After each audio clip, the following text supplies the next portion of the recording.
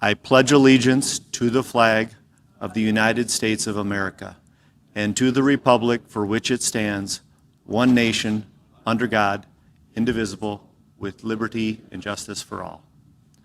I'd ask for you to stay standing, and I'll ask Chuck Hyatt to come forward for invocation. Before I do our invocation, I would invite you to ponder in a moment of silence the life of former Governor Frank Farrar. Some of you are young enough to have only read about him in history books. Others of us are old enough to have walked beside him in either politics or banking or community philanthropy. So let's spend a moment of silence remembering Governor Frank Farrar.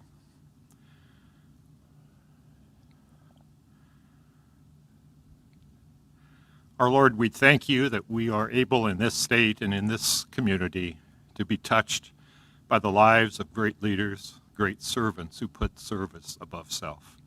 We thank you for the memory of Frank Farrar and others who we think of on this All Saints Day.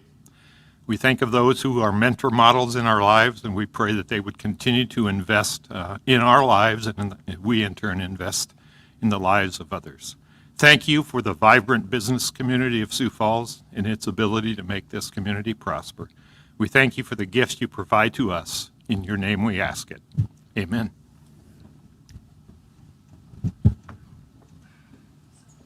All right, you may be seated. Thank you, Chuck. I want to thank our greeters, Jen and team back there. Also want to welcome our junior Rotarians. We have 3 with us for the month of November.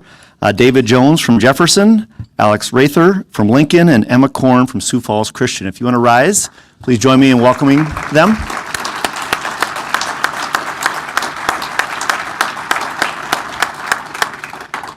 Welcome, David and Emma. We'll look forward to having Alex at future meetings.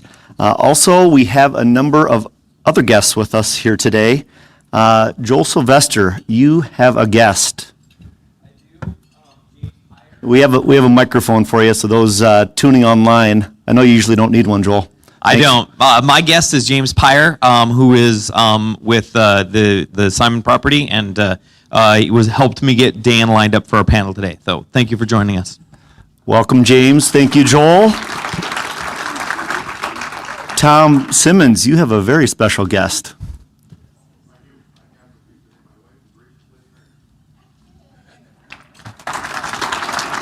Mary, welcome.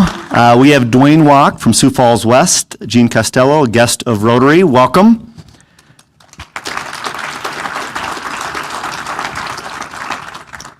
And I actually have a guest, Eric Sinclair of Montgomery's Furniture.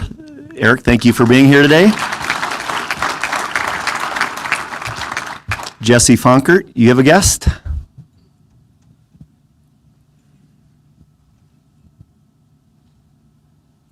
I don't have the same loud voice for any one of these. I have here with me today Ryan Solberg. Ryan works in our office in economic development with the communities of Baltic and Lennox.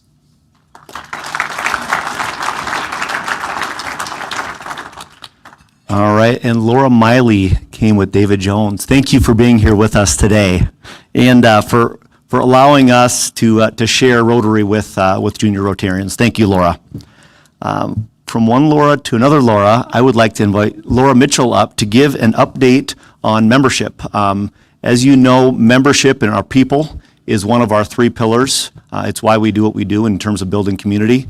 And we have some goals. Laura's going to talk about that and talk about where we go from here. With that, please welcome Laura Mitchell to the podium.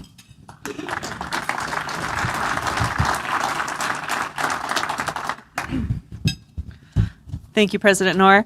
I'm excited today to talk about our membership goal for this upcoming year. Our year started in July, and so we're about a quarter of the way through. And this year, our membership goal is to attract 60 new members for the club. I'm happy to say we're about a quarter of the way there already. We've had 15 new member inductions as of last week, so we're well on our way. But with that, we want to provide an incentive to help grow our membership for the rest of the year. For the month of November, if anybody read your email from Tony this morning, for the month of November, we are going to be waiving our one-time joining fee of $100.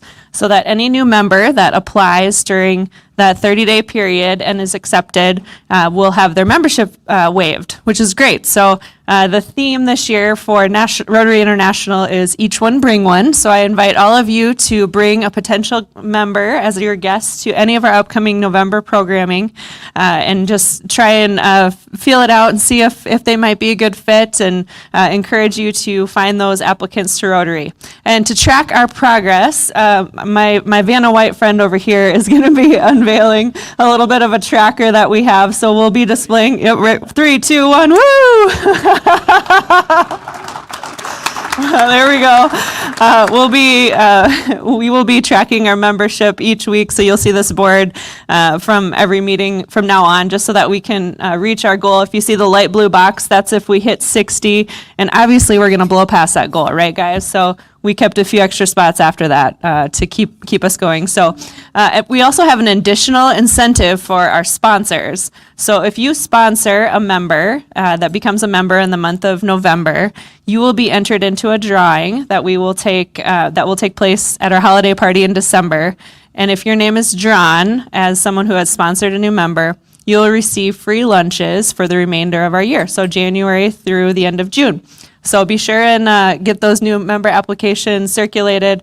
Angie will also send out an email later today with that application again. That's something that either you as a sponsor can fill out on behalf of the person you're submitting, or that person can fill out on their own as well. So see me if you have any questions. I'll be in the back after the lunch today. Thank you.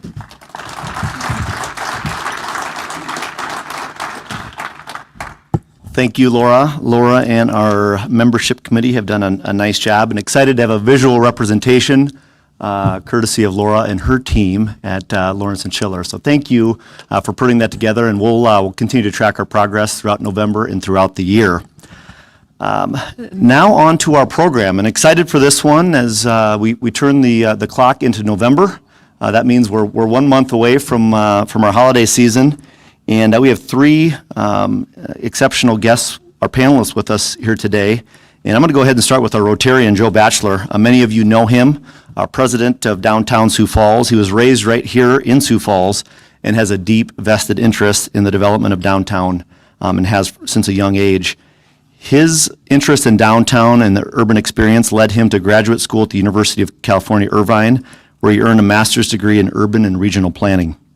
He worked for 6 years as an urban planner in Colorado before moving back home to lead Downtown Sioux Falls. Since taking the lead at Downtown Sioux Falls, the organization has refined its promotions and spearheaded projects to maximize its impact for downtown, such as the Downtown Gift Card Program. Downtown Sioux Falls was recently recognized by the International Downtown Association with its award for excellence for the Burger Battle, which many of you took part in this past January, and that had over $1 million economic impact on our community here in downtown. Joe and his wife Shauna have 2 boys, Winston, who's 10, and Harry, who's 8. They enjoy traveling, skiing, snowboarding, hiking, and hunting together. So welcome, Joe.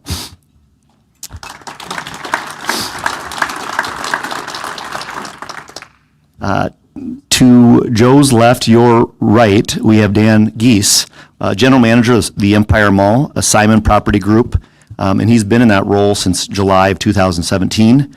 His leadership experience includes more than 30 years of business in retail, human resources, and property management in the retail industry.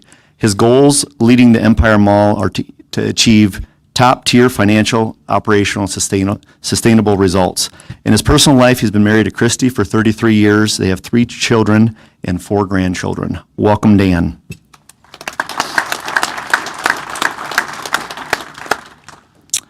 Next, Jodi Schwann, founder of Align Content Studio, which launched in 2017, where she develops and oversees original digital media brands, including SiouxFalls.Business and Pigeon605.com. along with providing business news and analysis to Dakota News Now and Kello AM.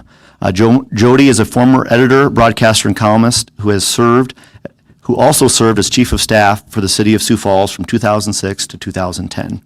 She earned her bachelor's and master's degrees in journalism at Northwestern University and is a native to Cleveland, Ohio. Jodi has expertise in retail development geographics, retail trends categorically, Sioux Falls overall as a retail market, emerging concepts, and pandemic impacts. So she's been busy the last 20 months. Welcome, Jodi. And before I turn it over to Rotarian Joe Sylvester, I want to tell him thank you for his work in coordinating what will be an important conversation as we look to the last couple months of the year. We're excited to hear what this group has. With that, Joel, it's all yours. Okay, thank you, President Tony. Well, as I was preparing for this and kind of hearing all the things that you guys will hear today about retail present and retail future, as we get into the holidays, it got me thinking a little bit about retail past and the ghosts of retail past. And I would have you guys all just take a minute to think about, you know, how retail has maybe impacted your life and maybe how it's changed. So I grew up in a very small town, Jamestown, North Dakota. We had 4 retailers. We had Coast to Coast, which smelled like wood and oil and metal. And I mean, it was like a man's store, right? And whenever you went in there, things were not going good because something broke. You were going in there to find things because something had broken and needed to be repaired. We had a Ben Franklin. If you guys can if you've been there, you could probably just smell a Ben Franklin. Yarn, candles, you know, they had carpet on the floor. I mean, that was classy in Jamestown, North Dakota in the early 80s. No food, no drinks. They like frisked you for suckers before you went in there. We had a Pomida, which who would have ever thought you would need a store bigger than Pomida? Like they had everything, you know, 5 of everything. We had a Woolworths, which had a soda fountain in the back. So, of course, they had tile floor because it was always sticky because you'd spilled your Coke or your ice cream or whatever, you know, might be. So that was my hometown retail growing up, you know, chasing, you know, my brothers around those stores. Coupons were a big thing in the Sylvester household. I didn't even know money worked without coupon. I thought it was some sort of activator that you needed to have a coupon for money to actually be accepted. That's, you know, obviously no longer the case. In addition to on-site retail, we had these catalogs, the Sears catalog, the JCPenney's catalog. We just wore these things out, you know, looking at the same thing over and over again. And there was the little envelope in the middle. And as I got closer to Christmas, you'd go and check and see if that envelope was gone. And if it was gone, it meant your mom had clipped something out and sent a check in and ordered something. So that was your way of knowing if anything was coming or not. And I will even tell you, my dad was an electrician, and we didn't spend much time together, but every year, my 3 brothers and I would go shopping with my dad. We'd get in the car, we'd go to Fargo, West Acres, had these animatronic, you know, squirrels and bears. And that was really the only time all 3 of my brothers and my dad did much together, other than working in the yard and whatever. So that was always special for me. I started at Kmart, the one on 41st in Minnesota, when I was 14 years old. It's now a Hy-Vee. And I worked there all the way up through college. So I was actually, because I was a college student, I got to be the night and weekend manager. Dan, you'll be able to tell me if that still holds true or not. I know you were a Shopco guy, but my first year managing nights and weekends was 1994, the year of the gray and white lace holiday Barbie. And I was a teenage dude, but I remember her. She was amazing. We got 30 of her in, and there were people outside in our parking lot starting at 3 in the morning. And we ran out of holiday Barbies 9 minutes into being open. We had to call the cops 15 minutes into being open. So the following year was Tickle Me Elmo. Who remembers the Tickle Me Elmo craze, right? So this was, we got 60 Tickle Me Elmos in. They lasted 13 minutes. The cops had to be called 20 minutes in.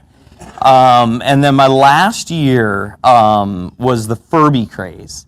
And so fool me once, shame on you. Fool me twice, shame on me. We actually had the police there to start. Because what says holiday shopping like beating somebody for a Furby, right? I mean, nothing really, you know, makes you feel in the holiday mood. So that's my holiday past. I'm sure you guys all have similar stories. So let's now talk a little bit about the present, and then we'll talk about the future. And Obviously, you don't have to drive far throughout Sioux Falls not to see a new opening sign or read on Jody's site some of the things that are going on, but really a major impact on the economy, even on tourism, that retail has. So, Dan, I'm going to have you maybe start by just giving an overview of what you're seeing this year specifically on that impact, and what we're going to see, you know, this year as far as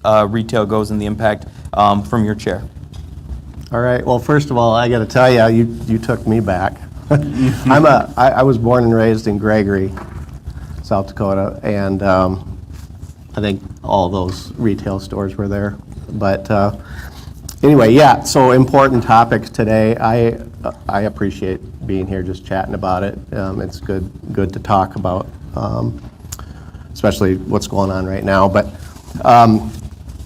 retail sales, as you guys know, are a very important indicator of the economy and where it's going. And we've been pleasantly surprised over, gosh, really the last 9 months of what retail has done. And talking about, you know, kind of our present state. But it just plays into so much in the economy. And I had to write a few things down, so I don't want to get off target here. But you know, you think about all of the companies, the people, and the people that make the product, distributing, selling the product and goods, and who is all impacted, you know, with when retail sales are where they're at today. So shopping and buying local products and trying out local cuisines are an integral part of the tourist experience. And again, we're talking about present state. It's really good to see where we're at. You know, I could only speak really about the Empire Mall and the businesses. You know, when COVID first hit, you know, we closed the center for, gosh, what was it? A month? Something like that. And we lost some businesses. We lost over 10 businesses. And we didn't really know what was going to happen. So it was great to see at the beginning of 21, just the trends and new businesses popping up and showing interest. And you know, we're opening. Jody probably knows better than I do. We're opening five stores this month, and one was over the weekend with box lunch.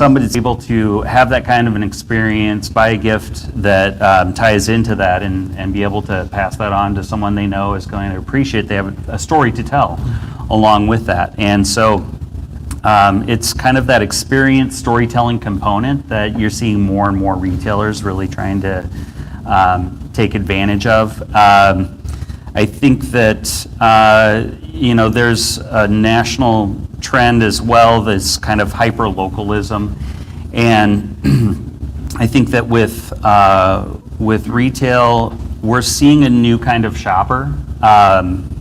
It's not like the consumerism in the 80s by any means. I think that people want to,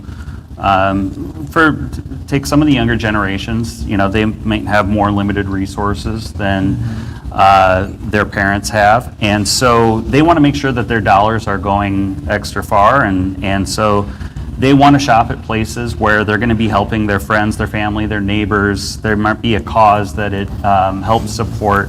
If they're into, supporting the environment, they're buying eco-friendly clothing, things like that. So, you have a couple of trends like that are starting to become more and more popular. Right now, what's most apparent, though, is that experience side of things and a lot of the classes and things like that. I think, expect more of that this holiday shopping season. Okay, great. Jody, to kind of expand on that, anything you're seeing here locally that is kind of, you think going to be unique for this year? Sure, and absolutely. So this experience-driven retail is very much 2 years ago, so we would have been having the same conversation. And then guess what? We had to shut everything down, and you couldn't go in and experience anything. And all of a sudden, especially in bigger markets, the idea of everybody packing into one space, maybe operating the same arcade games, for instance, or doing, a concept like that, where they might have had to put it on hold. Everybody experiencing that same thing together all of a sudden was like, whoa, maybe we don't want to go that direction. But big picture, yeah, I do think we are, because it's the Amazon proof effect, right? You can't order that experience online. So absolutely, that's the direction that they're moving. I think retail has recognized that some things are now commoditized enough where the convenience factor combined with the price factor is such that you don't necessarily need or want to walk into a store to buy that. So why do you need or want to walk into a store? Because of the experience that's provided. So I think you're seeing that still in apparel, for sure. I mean, I think people do still want to go on, or a group of teenagers might want to go out with friends and try on clothes together. That's still an experience why you would go into a store. But you're seeing retailers reflect their inventory levels accordingly, recognizing that maybe they are actually just coming in and trying it on, and later on they're going to go home and order that online. So they call that omnichannel in the industry, and I think that it's certainly not an exact science, but retailers have done a really good job of moving more in that direction. I love seeing how some of these retail centers, the strip malls, have been filled. And one of the concepts that I really was intrigued by was this notion of the swim school. And there are a number of these nationwide, but I'm like, who would have thought of this? Only retail thinks of this, of taking a strip mall and putting a swimming pool in it because it's more convenient to take your kids to swim lessons in the neighborhood. And we saw one of those nationals come in here, Safe Splash, on the south side of Sioux Falls. They're doing great. I'm told they're looking at their second location. There are other concepts like that out there nationwide. All of this stuff is franchisable. I think still the franchise business model has a lot of traction behind it. I walked into another national, same thing, last week called Buff City Soap, which just opened. And I love Joe's example of going in because you want to buy soap made with local sage, right? So think about the different kinds of consumers. You've got the consumer out there who just wants their regular go-to bar of soap, and they're probably going to start ordering that online at the cheapest price they can find if they have not already. You've got the consumer that wants the experience of going on Phillips Avenue, walking into a small business, supporting that small business, and buying something locally made. And then you've got the other one who walks into this place called Buff City, which is a national, so they've done this to be replicable. And you walk in, and everything is customizable if you want it to be. They've got 40 different scents. If the bar that you want is not sitting there, they can blend it for you. You can blend it for yourself at this makery counter that they had inside. Your kids can make bath bombs while you shop at this counter. So it is so reflective to me of the future of retail and where I see this going, that it was just super fascinating. So those are just a few examples. We'll talk more, I think, later on about some of these bigger national concepts that I'm very intrigued by that are more sort of a blend of retail and entertainment. But that is just a sampling of where I see this industry going. And the other thing to point out that I should have said in the opening comments is, guys, just what a strong retail market Sioux Falls is. Unbelievable. Dan can tell you this at the mall, maybe it's a good lead-in, and I can sure back it up, that when these national concepts come to town, they generally are blown away by their numbers. They cannot believe the sales per square foot at the Empire Mall, for instance. So this community really supports retail and really draws from a large geography. When I talk to some retailers nationally, they cannot believe that someone would drive 2-3 hours to go to a mall. It's like, no, they will. When we were talking about Costco coming to town, they could not believe that someone would drive 2 hours with a cooler in the car to shop at a Costco. What, how many months later? Ron Nelson, 6 months later, top Costco in the Midwest, here we are. So, you know, this community just delivers for this sector, which is part of why you see so many continue to open. I agree. Well, I'm going to stay on the same theme of experience, because it really is about experience. And you know, and I appreciated Jodi mentioning, you know, the whole narrative on the mall is dying, and, you know, everybody reads it, and you can see it on social media, people play into it.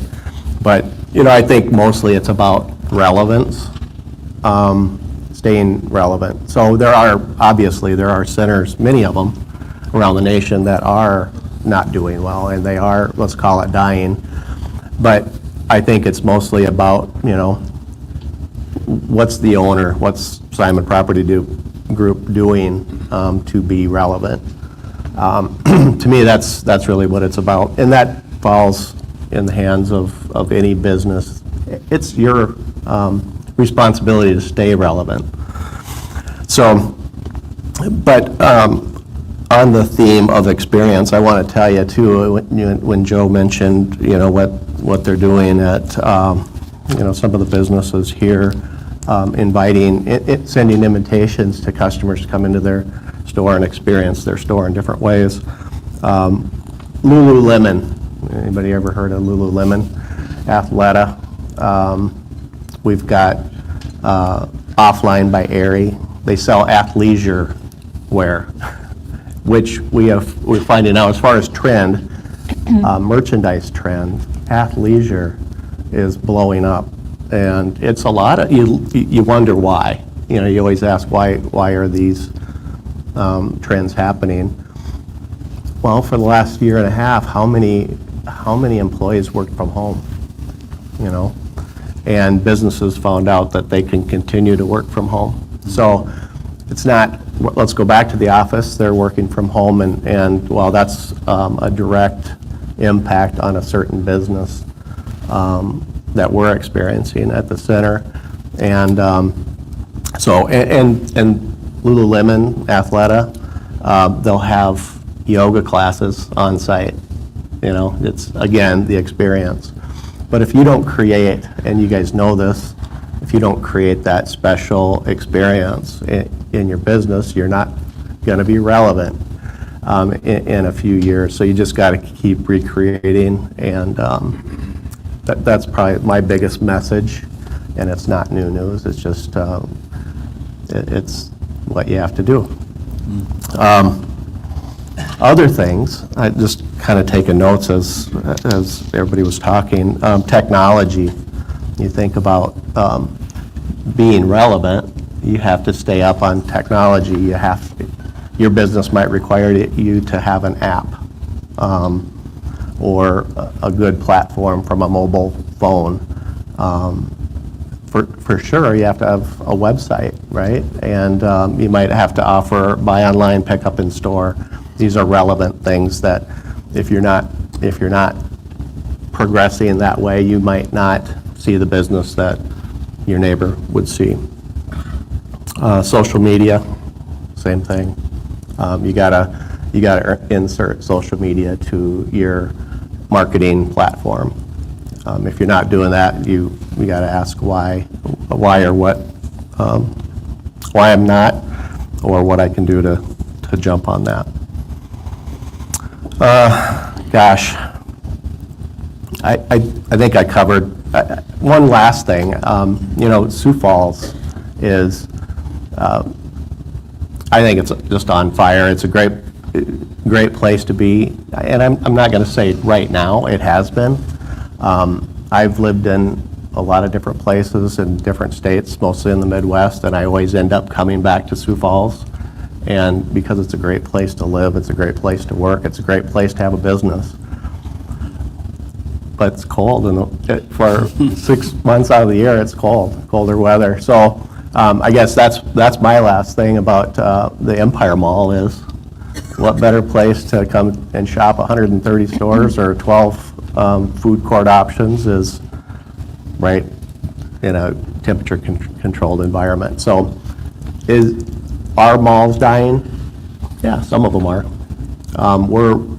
I'm blessed to be in Sioux Falls, in South Dakota, and at the Empire Mall. And I love going downtown because it's a special experience. It's an intimate experience. We're yin and yang. Yes, we are. Well, Dan, when I had my picture of retail past, athleisure was definitely not part of it. Like, maybe Carhartts would qualify because you could milk cows, snowmobile, and hunt, all of the above. That would maybe qualify, but yeah, I would say athleisure was not part of my conversation. So, one more question, just for whoever on the panel kind of wants to talk about it. And Jody, your comment kind of spurred this. As we stick with retail present, maybe what are some of the things, either at the mall or that you're hearing Jody or Joe downtown, that these groups that are coming in to start retailers, what are some of the questions that they're asking? What are some of the maybe the concerns that they have? And what are some of the things that the numbers you give them or some of the stats that you give them? So whoever kind of wants to jump on that. Well, that would probably be Dan's business development team, probably, that handles a lot of that national. The nationals are the ones that are going to be probably asking for some of that data. Downtown, I think it's a question of availability of space, and in some cases, affordability of space. More is coming, but we're at this interesting point now from a vacancy standpoint. Yeah, with downtown, it's, they want to know what the residential population is. They want to know what the pedestrian counts are, and it doesn't really go much beyond that, really. Is there a space available? What should I be paying for rent? What kind of hours should I keep? Those are the kind of questions they're asking when they're looking at downtown. Yeah, and just to add to what Joe and Jody said, I think besides the foot traffic, they look at what are the industries, who's our customer? That's probably the big one, and also, who else is in your center for the mall? Lululemon, I mentioned, is a pretty big name, and when you think about who the customer is, that's a big one for us. So if we have a Lululemon, that's a big deal when we're promoting our center. Do we attract local businesses? Yeah, we've had some really good success this year with local Camille's, Jackie's added to the food court. So I think it's a little bit of mix of all that. So we talked about past and present, and Jody, with your comment that retailers, generally what they're doing in the future is what other industries will be doing in the future. What are maybe some things you see on the horizon that retailers are looking at to help continue to thrive in the future? Well, I think it's important maybe to pull back because one thing we haven't talked a whole lot about is how closely tied the retailer is to the consumer, which might seem really obvious, but when you look at what's happening as far as which concepts are growing and which have gone away, I think you can't ignore what has also happened as far as income disparities, right? So there was a time in retail when downtown department stores thrived, department stores in general thrived for a reason, and it was because that was also when there was an extremely vibrant middle class in this country. And as that has changed, I think retail has gone with it. So yes, we have retailers that are successfully somehow selling $100 plus pairs of leggings, okay? And we have Amazon where you can buy a $20 pair of leggings that attempt to do the same thing. We don't see a lot of $50 pair of leggings out there, which is just kind of something to keep in mind. So it's those retailers that are in the middle, and you can think of the names as well as any, that have really, really struggled. And so I think, as the consumer goes, so goes retail to a certain extent. So if we continue to see this gap in income, we're going to see retail that reflects it. Some of the big winners in recent years have been the TJX companies, which is why when Lake Lorraine went up, you saw Marshalls and you saw Home Goods and you saw Ross Dress for Less, because that's who's growing, and they appeal to a certain consumer.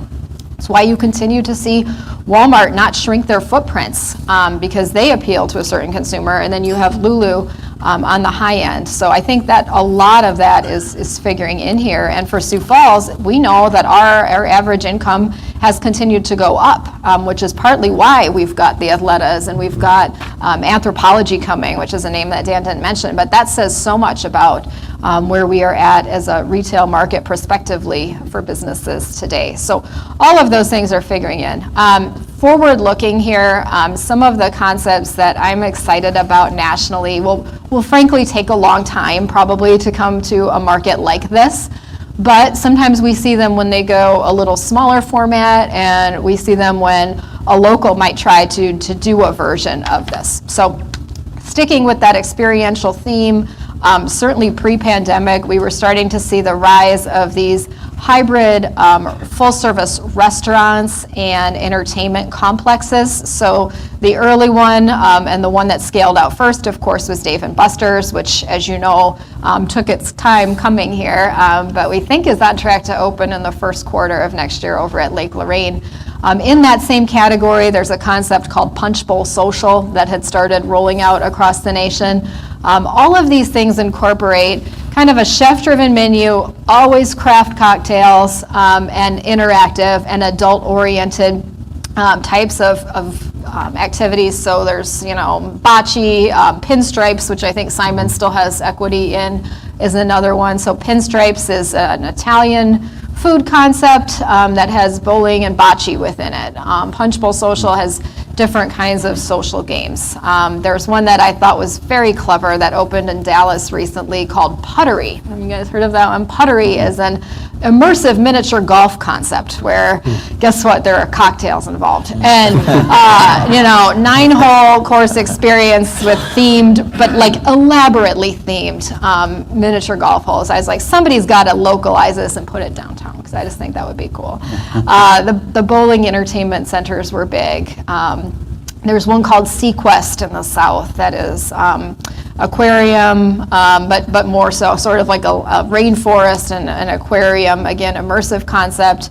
The one that I think is the most clever that I've seen yet started out of Mexico City, and it's called Kidzania, which is just unbelievably creative. And I think you could do it locally, but basically what it is it's a concept that is designed for kids to introduce them to occupations, but in a very immersive way. So the community comes together when you get a Kidzania, and businesses actually sponsor these. So think of like a children's museum concept, but just amped up that much more, incredibly well designed and immersive, but going into shopping malls, going into former department store locations.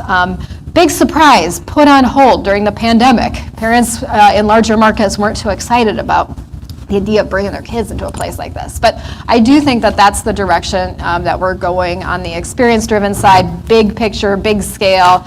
Smaller scale, I think it looks a lot like that make your own soap place. Food is an entirely different conversation. You know, we've seen the rise of fast casual that just kind of keeps going, and simple menus, transparent menus, clean eating. You know, nationwide, again, before everybody shut down, we were all talking about food halls, and food halls sort of being these curated concepts that are really locally driven. So I think you'll continue to see more of that. But the big factor here that we haven't hit a whole lot on still is workforce. You know, we have so many examples in this market today of retailers that would like to do more. They would like to add that next location or that next day of service or expand their hours because they know the business is there and they just can't because it's so difficult to hire. South Dakota retailers just announced this morning, probably because they knew we were having this conversation and they wanted to give me this talking point. I don't know, it worked out. $1,000 cash incentive, guys, for an out-of-state employee who comes here to work for a South Dakota retailer that's a member of this association. Cash after like 90 days. Just goes to show you, I think that we're just trying a lot of different things right now to attempt to make it work. So, but as I said, when we started, retail's innovative. They figure these things out. There will be adjustments to the business model so that I think that they can support it with staff, but it very well could look different for a while, and it definitely might curtail some of the expansion that we otherwise would have seen in this sector. Yeah, I would just say too, just like you have to recreate and be relevant with merchandise and your experience in the store, you have to do different things to attract employees too. And I agree, it's actually could be a threat to to businesses down the road if as we continue to go down the path of unemployment and we're losing workforce. Yeah, it's been tough for some downtown retailers who have opened back up, back in June of 2020, they still have the same hours that they had back then because they're not able to hire up. And so something's got to give as far as that goes. But, it's interesting times right now, and you've got a lot of different dynamics at play. And I'm not sure if how soon we'll see that shake out or not. But that's probably top of mind for a lot of small business owners is how they're going to adequately staff up, and especially going into the holiday season now as things are ramping up. This, like Jody said, some of them, they're getting 60% of their business these 2 months, and how do you take on that kind of capacity during these times? But the one thing that I do know about retailers is they're about the most resilient bunch that you will ever meet, and they are innovative, and I'm constantly amazed about what you see coming out of the retail sector. So I think we'll be pleasantly surprised with how number of small business owners respond to these times. Boy, the marketing team that came up with the name Punch Bowl Social prior to the pandemic was feeling pretty good about themselves, right? And then March of 2020 was like, ooh, that might not work so well. So, okay, well, great discussion. I think we've done a good job of going through, present and future. I guess the last question that I would just kind of cap us off with, and then we'll open it up to the group if there's any questions that we haven't talked about, is as we've kind of gone through this, workforce has come up, but anything that you're looking at that Sioux Falls just has kind of enjoyed this special sauce for a while. And it's hard to really, put it down on paper. If you could, we would, and we'd go recreate it other places. But anything in the special sauce of Sioux Falls that you're seeing that is allowing us, to continue to see a thriving downtown, a thriving mall, retailers coming in, or other than workforce that might be a risk to the retailers here that you guys are seeing as we look into the future. So Dan, I'll have you start with what you're seeing. Sure, and I think it's the opposite of what I mentioned earlier is relevant. If you're not going to be relevant, if you're not going to do different things, whether it's insert more technology, whether it's develop a new marketing plan, have different goals, find different ways of attracting talent to your business, you will have a hard time. And not that you won't be, I agree with you, resilient. Retailers are resilient, and typically they find a way. And but if you let the normal happen, you'll lose your way, and you'll lose business, and you'll lose your customers. And every one of us gets a notice somewhere from our customers, because Sioux Falls, I'm a picky Sioux Falls customer. And if I have a bad experience, I'm going to let somebody know about it, mostly because I want them to learn from that experience. But at the center, we're having a hard time finding housekeeping employees, just like everybody else. And so what's going to suffer? Our cleanliness. And our customers in Sioux Falls tells us when we are not at the top of our game from a cleanliness standpoint, which we should appreciate, and I do. But that's the risk, is be relevant, do all the changes, make all the changes you have to make to continue your journey as a business and take care of your customers. Yeah, I would say, when it comes to the special sauce here in Sioux Falls, I don't know if there's a whole lot of it that is replicable across the country. I don't think we really appreciate how fortunate we really are, because we've got a lot of small businesses that, if we were in a different city, in a different state, they would have been shut down. And we were able to keep the economy open, and businesses were able to keep attracting customers. I talked to, a couple of weeks ago, I was at the International Downtown Association Conference, and there's downtowns that they've got a lot of vacant retail storefront that they're struggling with trying to figure out how they're going to fill it, because the pandemic kind of accelerated some trends that were already in play, and then it also, for some businesses, accelerated it beyond their, what they could have ever imagined. Here in Sioux Falls, there may have been a business owner that was planning on retiring, and the pandemic, kind of brought about retirement maybe a little sooner than they had anticipated. But for the most part, a lot of the retailers were able to pivot and figure out a way to move forward. And so, I think that we're in a really good position. You look at nationally. They're saying that the country is over-retailed. Well, a lot of those places that shut their economies down, that retail has shrunk in those areas. I don't know if we'll really see that same kind of shrinkage here in Sioux Falls. I'm pretty optimistic with where we're headed in the retail sector. I think that I think Sioux Falls retailers are really in a position to set an example for the rest of the country with how to be innovative and get it done. There are many reasons why I dislike the month of January, and one of the big ones is because it's closings month. So it's when we report the most retail closings, because everybody tries to get through holiday, and then come January and into February, we see who's just not going to make it. And I don't sense that we will have a lot of those this year, but I think we could, and for some reasons that are new. I think there is this decision point, this inflection point coming between how much we need to pay people to attract and retain them, and how much you, the consumer, are willing to pay for the product. And we've already seen a little bit of that, right? I talked to an owner of a pizza concept who said, I don't believe my customer is going to pay this much for a pizza, and that's how much I'm going to have to charge you to pay my people what I think it's going to take to keep them here, right? So I think we have some of that coming. The other thing that we've not talked about is supply chain, which this year is just incredibly difficult for retailers.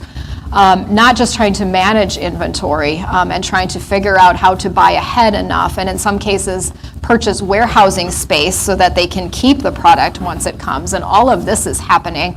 But the cost of the containers is such that I have talked to boutique owners, for instance, that are used to paying $2,000, $3,000 for their container space, and that is now $20,000. So that has to get passed through somewhere. So again, I think we're going to see this collision between the rising costs on one end and what you, the consumer, are willing to do on another end. And how that shakes out is anybody's guess. And I think it's probably at this point a 2-year process, maybe a 3, and that's barring any further disruption to either the labor market or the supply chain. But that's the state of things right now. So it gives us a lot to talk about and to interview about, as you might guess. We have time for one question, if there's anything we didn't cover. So what do you think about the ideas of automation and more self-payment options to help with the retail labor shortage? Okay, so the question for those following along online is questions around automation and self-serve options to help with some of the labor issues that we've discussed. I don't know if I think you've got, with retail, you're going to compete on its, customer service, convenience, or price. And I think if you're looking at competing on price, maybe that's one way to take care of it.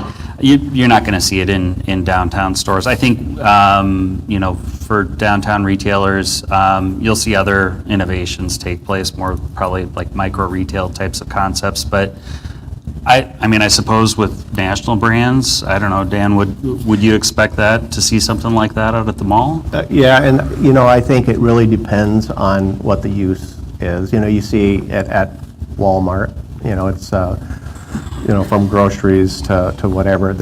It's growing self-checkout and automation. But kind of to Joe's point, a lot of the retail stores are providing an experience in their store too.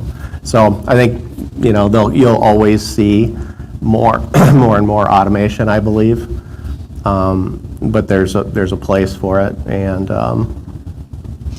Yeah, I think that automation might kind of come into the omni-channel sort of model that retail is going towards, where you'll see kind of more on-ramps to buy a product and more options for the delivery of it. So where you don't need as many people working from start to finish, from the time a customer is attracted to the time that the sale is made. You can have an app take care of a lot of that for you. And that is the way we are seeing, national trends that we're seeing retailers kind of thinking about is how they create more accessibility for their customers. And at this point, as Joe said, it's just this huge upfront capital investment that a local is never going to be able to make. So, possibly down the road, does somebody come up with a way to make that more broadly available? Maybe. Whole Foods has a very interesting concept store out there where there are no people in it. It's all you, your cart, a ton of sensors, and your smartphone. And you walk through. The cameras are checking you out everywhere. They know when you pick something up and put it in your cart, and you pay on your phone before they let you out the door. I think ultimately this comes back to the consumer. Does the consumer want that kind of shopping experience?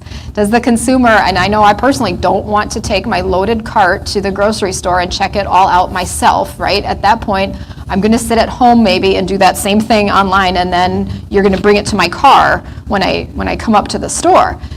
And that doesn't help you on the people side, right? It actually takes probably just as many people to go pick the groceries and then deliver the groceries. So I think there are going to be applications to the technology, but it's just a very messy, non-linear process to try to get there. And at the end of the day, I still think you need probably as many people, maybe doing different things, possibly being paid more, which at the end of the day gets passed through too. just to add on to what Jody just said too, we've got a food court tenant that has a technology and part of their automation. You can go up and hit an iPad device and order your own, and and you have the option to order it directly from somebody helping you. This business had to put a sign there saying you could use this But really, they do want to just come up and have that interaction. So I think there'll be a place for it, like we've been talking about. And there'll always be that technology, transforming. Great. Well, that is our look at retail, past, present, and future. Can you please thank our panel for us?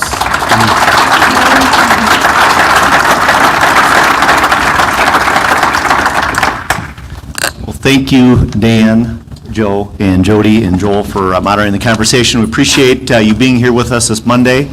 Next Monday, join us. Of course, next Thursday is Veterans Day. We'll honor our veterans next week, and we're going to have a timely conversation with Major General Jeff Marlette, moderated by our Rotarian Ron Milkey. So please join us back for that. With that, Rotary is adjourned. Have a great week. Thanks.